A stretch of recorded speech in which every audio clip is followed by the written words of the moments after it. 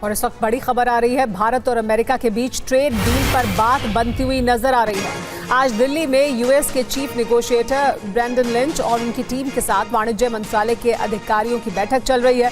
भारत की तरफ से चीफ नेगोशिएटर और उद्योग मंत्रालय के एडिशनल सेक्रेटरी राजेश अग्रवाल और इनकी टीम इस बैठक में शामिल है। हालांकि आज की चर्चा आधिकारिक बातचीत का हिस्सा नहीं है। 6th राउंड की नेगोशिएशन से पहले दोनों देशों के प्रतिनिधियों के बीच चर्चा हुई है। अमेरिकी सूत्रों के मुताबिक भारत के साथ डील में कोई बाधा नहीं आने का भरोसा दिया गया है। आपको यह भी बता दें कि ट्रंप ने मोदी को बहुत अच्छा दोस्त बताया था और दोनों महान देशों के सफल निष्कर्ष का विश्वास जताया था। पीएम मोदी ने भी कहा था कि भारत और अमेरिका घनिष्ठ मित्र हैं और स्वाभाविक साझेदार हैं। इस पर और ज्यादा जानकारी के लिए हमारे साथ जुड़ गए TV9 भारतवर्ष संवाददाता पीयूष पांडे। पीयूष, ये जो डील है वो बहुत अहमियत रखती है, इसके बीच में कई अड़चनें आई, लेकिन अब कौन से जो अहम बिंदु थे जिन पर विवाद था उन्हें क्या समझा जाए, उस पर एक अंडरस्टैंडिंग बन गई है?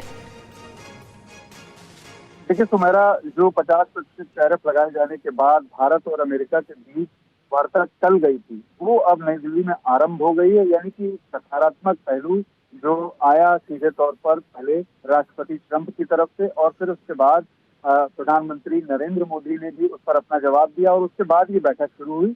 तो आज जो बैठक शुरू हुई द्विपक्षीय व्यापार समझौते को लेकर के, उसमें ये साफ तौर पर है कि दोनों देश आगे कदम बढ़ा रहे हैं।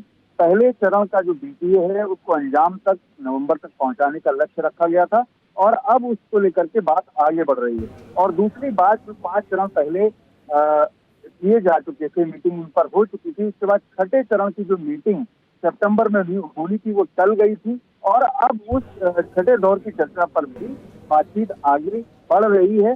ये बहुत ही सकारात्मक है। दोनों देशों की तरफ से जो अधिकारी हैं वो चर्चा कर रहे हैं और इन दोनों पहलुओं पर बातचीत हुई है, ऐसा सूत्रों के हवाले से हमें जानकारी मिली है। अब देखना ये है कि आधिकारिक तौर पर जब इस मामले में सरकार का बयान सामने आता है तो कितनी प्रगति स्पष्ट तौर पर सामने आएगी, ये देखने वाली बात होगी। जी सुमेरा। जी, बहुत शुक्रिया पीयूष इस तमाम जानकारी के लिए।